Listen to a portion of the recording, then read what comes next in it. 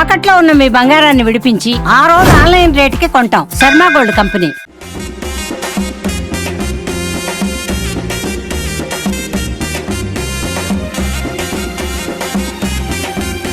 అసలు జోగిని అంటే ఎవరు? పవిత్రమైన పుస్తలు ఎప్పుడైతే కట్టుకుంటామో అప్పటి నుంచి జోగిని అని పిలుస్తారు. ఈ బోనాల సమయంలో అందరూ కూడా ట్రాన్స్జెండర్స్ ఏనా? స్త్రీలింగం పుల్లింగం అట్లాంటి సంబంధించింది కాదు, ఆత్మకు సంబంధించింది. గరీబోడైనా అమ్మవారనే కొలుస్తారు, ఉన్నోడైనా అమ్మవారనే కొలుస్తారు. కాబట్టి అటువంటి భేదాలు ఏం లేదు. ఏ ఏ సమయాల్లో అమ్మవారు మీ ఒంటి మీదకి వస్తూ ఉంటుంది? శుక్రవారం, మంగళవారం, ఆదివారం రోజు మేము నిష్ట నియమంతో అమ్మవారికి పూజ చేసి అమ్మవారి ఆవాహనై.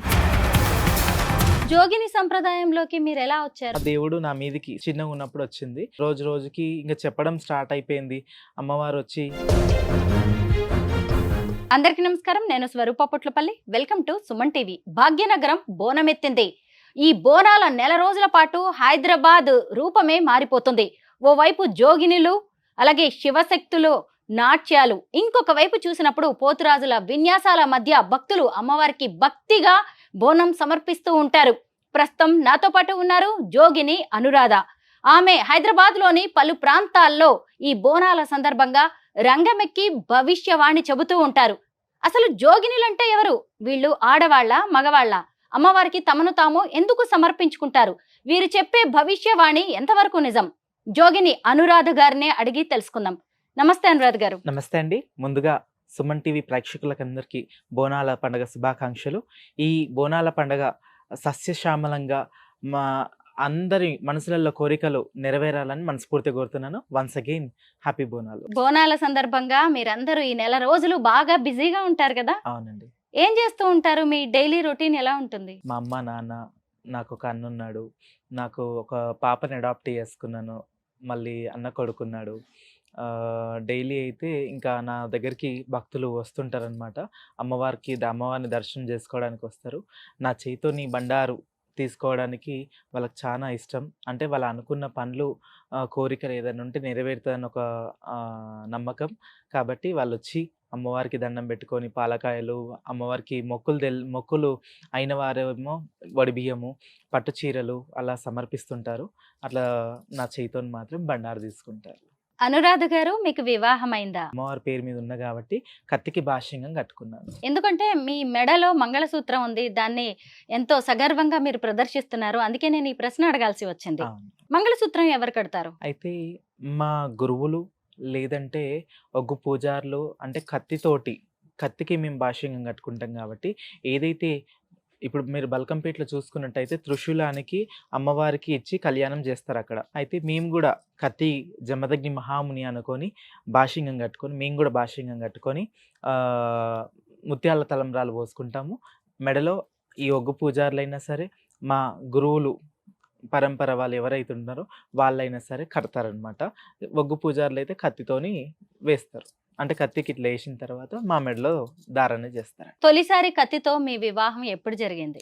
నాకు అయ్యి కూడా ఒక 10 years అవుతుంది. ఇప్పుడైతే ప్రజెంట్ 10-11 years అవుతుంది. అంటే ఇంకా దేవుడికి మిమ్మల్ని మీరు సమర్పించుకుంటారు, ఇంకెవరితో పెళ్లి లాంటివి ఏమీ ఉండవా? అటువంటిది ఏముండదండి. అంటే మేము నా సొంతంగా అయితే నేను దైవ ఆరాధనగానే ఉండాలి, దాంట్లోనే ఉండాలి, అమ్మవారికి సేవ కార్యక్రమాలనే చేయాలని నాకు ఒక చిన్నప్పటి నుంచి అయిన కోరిక. అదే కొనసాగిస్తున్నాను. అనురాధ గారు, అసలు జోగిని అంటే ఎవరు? అంటే అమ్మవారికి ఎప్పుడైతే మన లైఫ్ని సాక్రిఫైస్ చేసి నేను అమ్మవారి సేవ చేసుకుంటా అని ఒక సంకల్పం ఎప్పుడైతే ఈ పుస్తలు ఎప్పుడైతే కట్టుకుంటామో, పవిత్రమైన పుస్తలు ఎప్పుడైతే కట్టుకుంటామో అప్పటి నుంచి జోగిని అని పిలుస్తారనమాట. తెలంగాణ ప్రాంతంలో జోగినికి వేరే అర్థం ఉంది, మీకు తెలుసా? అది తెలుసు. అంటే వాళ్ళంతలో వాళ్ళు మార్చినది అది. అది జోగిని అంటే అసలైతే దేవునికి ఒక గుడికి మొత్తము ఏమంటారు సేవ చేసుకుంటూ వాళ్ళ కార్యాచరణ మొత్తం వాళ్ళు గడపాలి, ఆ దినం గడిపేసేయాలని అంటారనమాట. అయితే రాజుల టైంలో పటవాళ్ళు, మంత్రులు ఆ టైంలో ఏంటంటే ఈ ఒంటరిగా మహిళ ఉంటే ఎట్లా ఇది చేస్తారో ర్యాగింగ్ అనేసి ఇప్పుడు మనం వింటున్నాం కదా, అట్లా ఆ కాలంలో కూడా జరిగి శారీరకంగా మానసికంగా గాయపరుస్తుండే. కానీ ఇప్పుడు తెలంగాణ గవర్నమెంట్ అయినా సరే, ఎక్కడైనా సరే జోగిని వ్యవస్థ బ్యాన్ అయిపోయింది. కానీ మేము జోగు పుస్తలు ధరిస్తాం కాబట్టి, ఇంకా కామన్ పీపుల్స్‌కి ఇంక జోగిని, జోగిని అనేసి అది వాడుక పదంలో ఉన్నది కాబట్టి అట్లా పిలుస్తుంటారనమాట. వాటిని జోగు పుస్తలు అంటారా? జోగు పుస్తలు అంటారు ఇవి. ఆహా! మీకు 10 ఏళ్ల క్రితం పెళ్ళయిందని చెప్పారు గదా! అవును. అంటే ఆ వివాహంతోనే మీరు జోగినిగా మారినట్టా? లేదంటే అంతకు ముందు నుంచే మీరు జోగినిగా ఉన్నారా? ఆ వివాహం తర్వాతనే మేము జోగినిగా మారినట్టు లెక్క. ఆ తర్వాత మీ జీవన విధానం మారిపోతుందా? జీవన విధానం ఏం లేదండి. ప్రత్యేకంగా చిన్నప్పటి నుంచైనా సరే మేము అమ్మవారి సేవ చేయాలనేసి సంకల్పంతోటే ఉన్నాము. ఇది ఏందంటే ఒక పెళ్లి కావాలి అనేసి అంటారు కదా! దేనికో ఇప్పుడు చనిపోయినప్పుడు పెళ్లి కాని వారికి అట్లా అట్లా చేసి కొన్ని కొన్ని విధాలు చేస్తారనమాట. అట్లా గాకుండా నిండు మా ఆత్మ అర్పించినం, మా శరీరం గూడా అమ్మవారికి, ఆ స్వామికి అర్పించాలనేసి ఈ ధారణ చేసుకుంటాం. మనసు చంచలమైనది. ఆ! ఇప్పుడంటే సరే మనకి ఈరోజు ఒక నిర్ణయం తీసుకున్నాము. ఇవాళ ఇలా ఉన్నాము. కానీ రేపటికి మన ఆలోచన మారిపోవచ్చు. మన అభిరుచులు మారిపోవచ్చు. మన అభిప్రాయాలు మారిపోవచ్చు. మీరు ఇక పెళ్ళొద్దు, దేవుడితోనే నా జీవితం అనుకోని జోగు పుస్తలు కట్టించుకున్నారు. దేవుడితో కళ్యాణం జరిపించుకున్నారు. కానీ మరి 10 ఏళ్లయింది. మీకెప్పుడు గూడా ఇంకెవరితో వివాహం కావాలి అని గాని, ఎవరైనా అబ్బాయిలు నచ్చడం గాని ఏమీ లేదా? అంటే చిన్న వయసులో కొంతమంది మాలాంటి వాళ్ళైనా సరే, ఆడపిల్లలైనా సరే జోగు పుస్తలు కట్టుకుంటారు. అంటే వాళ్ళకు సాంప్రదాయం ప్రకారం కొంతమంది చేస్తారు. ఆరోగ్యం బాలేక అమ్మవారికి వదిలిపెడదాము, అట్లైనా మంచిగుంటదేమో అనేసి ఒక సంకల్పంతోటి అట్లా గూడా చేస్తారు. పరంపర నుంచి గూడా తాత ముత్తాతల నుంచి గూడా ఉన్నది వాళ్ళది గూడా అట్లా పాటిస్తారనమాట. అయితే కొంతమంది చిన్నతనంలో అట్లా చేస్తే గిట్లా ఎప్పుడన్నా ఆ కోరికలొస్తే వివాహం చేసుకొని దాంపత్య జీవితాన్ని అనుభవించొచ్చు. మళ్ళీ జోగినిగా గూడా ఉండొచ్చా? అంటే అది సాధ్యమేనా? జోగిని అంటే అట్లా ఇంక మన ఏందంటే స్వతంత్రమైన దేశం కాబట్టి, స్వతంత్రం ఆడపిల్ల అంటేనే ఇప్పుడు మనం స్వతంత్రం కోరుకుంటాము. కాబట్టి మన లైఫ్ మన ఇష్టం కాబట్టి అట్లా చేసుకోవచ్చు అంతే ఇంకా. జోగిని సంప్రదాయంలోకి మీరెలా వచ్చారు? మీ కుటుంబంలో ఉందా? లేదు అంటే మీరు మనస్ఫూర్తిగా వచ్చారా? దేవుడి నుంచి ఏదైనా ఆజ్ఞ వచ్చిందా మీకు? తాత ముత్తాతల కింద ఎవరో మా ఫోర్ ఫాదర్స్ అప్పుడు ఉండేనంట. ఇక దైవ ఆరాధకులు అట్లనే ఇక పెళ్లి చేసుకోకుండా అట్లా ఉండేనంట.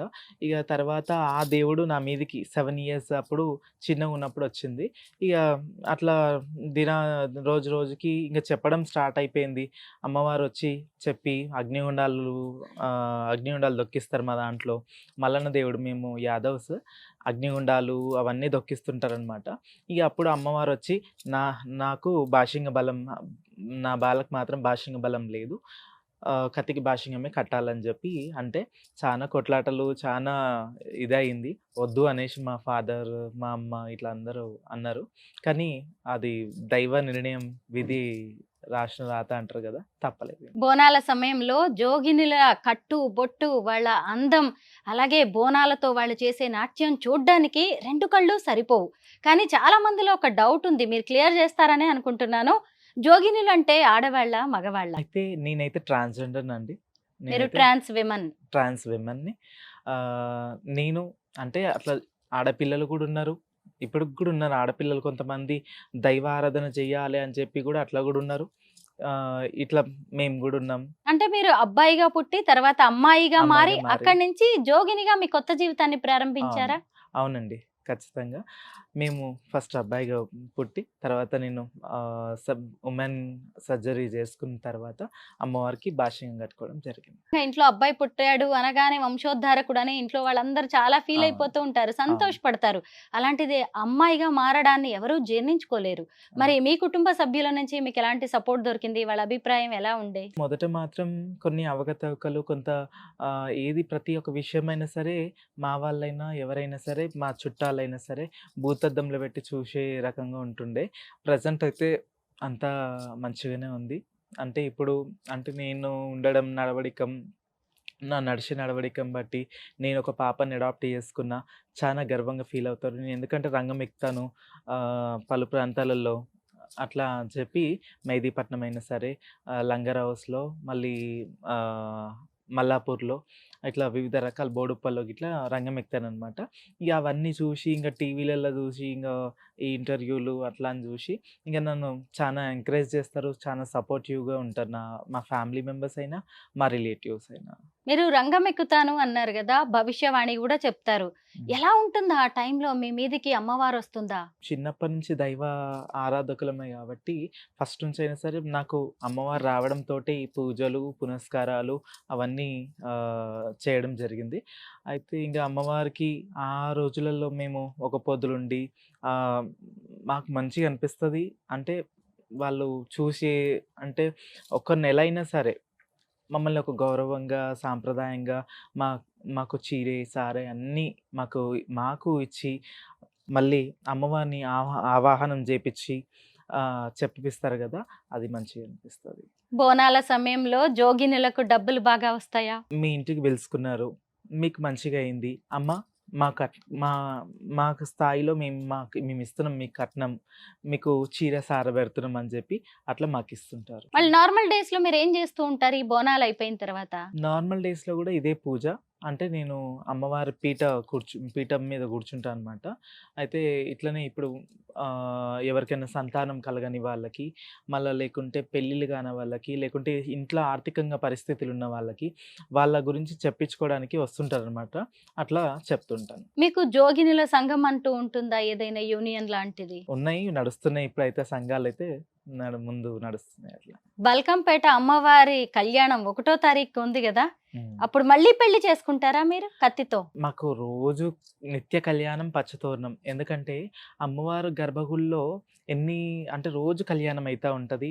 అందుకనే అంటున్నాము నిత్య కళ్యాణం పచ్చతోరణం. కాబట్టి మాకు రోజు వివాహం చేసుకోకున్నా మేము ఎప్పుడు కొత్త పెళ్లి కూతురు లాగానే ఉంటాం. దేవుడి గురించి చెప్పించుకోవడానికి, భవిష్యత్తు చెప్పించుకోవడానికి, జాతకం చూపించుకోవడానికి ఇలా పబ్లిక్ మీ దగ్గరికి వస్తూ ఉంటారా? అవునండి, వస్తుంటారు.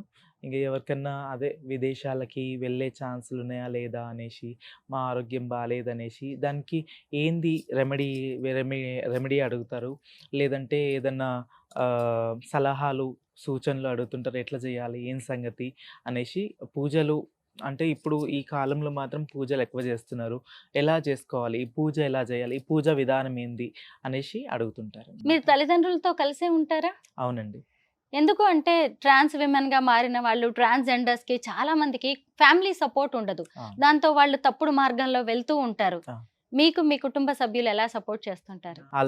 వాళ్ళ దీవెనలతోటి నేను ఇప్పటికీ కూడా ఇలా 10 మందికి నేను అన్నం పెట్టగలుగుతున్నాను, 10 మందిలో నేను తిరగలుగుతున్నాను, 10 మందికి చెప్పగలుగుతున్నాను. ఇలా పట్టు చీరలు, బంగారు నగల్లో దగదగా మెరిసిపోతూ ఉండే తమ కూతురైన జోగిని అనురాధను చూసి వాళ్ళు ఏమంటూ ఉంటారు? ఈ రూపం ఇచ్చిందేమో అని వాళ్ళు కూడా రియలైజ్ అవుతారు, అమ్మవారికి దండం పెట్టుకుంటారు. ఎందుకంటే మేము మా తాత ముత్తాతల నుంచి అయినా సరే మాకు అమ్మవారిని కొలిచే ఆనవాయితీలు ఉన్నాయన్నమాట.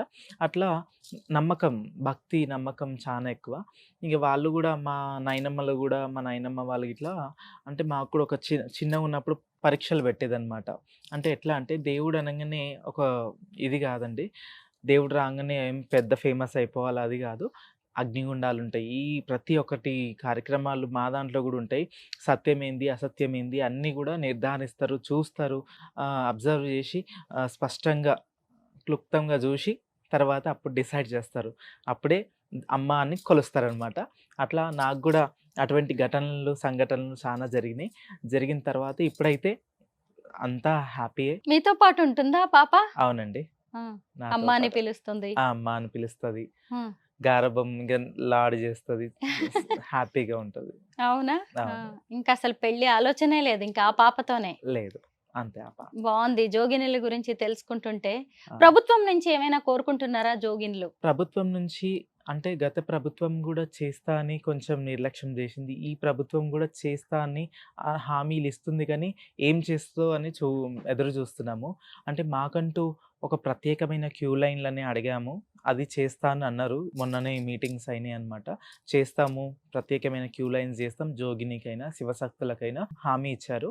ఇంకా మేము కోరుకునేది ఏంటంటే, మేము ప్రభుత్వం నుంచి మాకు ఒక పెన్షన్ లాంటిది మా దాంట్లో కూడా ఉన్నవాళ్ళు కూడా ఉన్నారు, లేని వాళ్ళు కూడా ఉన్నారు. కాబట్టి లేని వారికి వాళ్ళని గుర్తించి వాళ్ళకి పింఛన్స్ అని లేకుంటే ఇల్లులు అనేసి ఇస్తే మాకు కూడా సంతోషం ఉంటది. ఆరోగ్యశ్రీ అని చెప్పి అట్లా ఇస్తే సంతోషం అనిపిస్తది. ఫైనల్ గా ఒక్క క్వశ్చన్, హైదరాబాద్ లో కనిపించే ఈ బోనాల సమయంలో జోగినులు అందరూ కూడా ట్రాన్స్జెండర్స్ ఏనా, మహిళలు ఉన్నారా అందులో? జోగినీలు మహిళలు కూడా ఉన్నారు. ట్రాన్స్ విమెన్స్ ఉన్నారు. ఇక అది ఇది జోగిని అంటే ఒక అంటే ఏమంటారంటే లింగాలకు సంబంధించింది కాదు. స్త్రీలింగం, పుల్లింగం అట్లాంటి సంబంధించింది కాదు. ఆత్మకు సంబంధించింది. కాబట్టి అందరికి దేవుడు అందరికి సమానులే. అందరూ కొలవచ్చు. ఎవరైనా కొలవచ్చు. ఏమంటారు, గరీబోడైనా అమ్మవారనే కొలుస్తారు. ఉన్నోడైనా అమ్మవారనే కొలుస్తారు. కాబట్టి అటువంటి భేదాలు ఏం లేదు. అమ్మకు అందరికి సమానమే. కాబట్టి అందరూ ఎవరిష్టం వాళ్ళది. వాళ్ళు అలా పూజ చేస్తుంటారు. వాళ్ళు కొంతమంది శివశక్తులై వాళ్ళు కళ్యాణం చేసుకొని పెళ్ళిళ్ళు చేసుకొని పిల్లలు కన్న వాళ్ళు ఉన్నారు. జోగిని వ్యవస్థలు ఉండి అంటే ఈ వ్యవస్థలు ఉండి కూడా అంటే కొంతమంది ఇల్లు బాగుపడ్డాయి కూడా ఉన్నాయండి. మీరు అమ్మవారి ఉపాసకుల, రోజు ఎవరిని పూజిస్తూ ఉంటారు? రేణుకా ఎల్లమ్మ, మల్లికార్జున స్వామి, కాళికామాత ఈ అమ్మవారిని నాకు మాంకాళి ఉపాసన ఉంది. కాబట్టి అమ్మవారికి ధ్యానం, ఇంకా నాకు జపాలు ఉంటాయి. మాకు డైలీ పొద్దున్న లేచి మేము జపాలు చేస్తుంటాం. జపాలు చేసుకొని ఏదైనా ఇక కార్యక్రమాలు ఉంటే చూస్తుంటాం. ఏ ఏ సమయాల్లో అమ్మవారు మీ ఒంటి మీదకి వస్తూ ఉంటుంది? అంటే ప్రత్యేక రోజులు, సమయం ఏదైనా ఉంటుందా? శుక్రవారం, మంగళవారం, ఆదివారం రోజు మేము నిష్ట నియమంతో అమ్మవారికి పూజ చేసి ఒక్క పొద్దుండి అప్పుడు అంటే అమ్మవారికి ఒక పీఠం ఉంటుంది. ఆ అమ్మవారి ఆసనం మీద కూర్చొని అమ్మవారికి జపం చేస్తుంటే అమ్మవారు ఆవాహన అయి తర్వాత ఎవరికేమైనా చెప్పేది ఉంటే చెప్తారు. Thank you so much Anuradha గారు, జోగినుల గురించి అనేక అద్భుతమైన విషయాలు మా అందరికీ చెప్పినందుకు. థ్యాంక్ యూ అండి.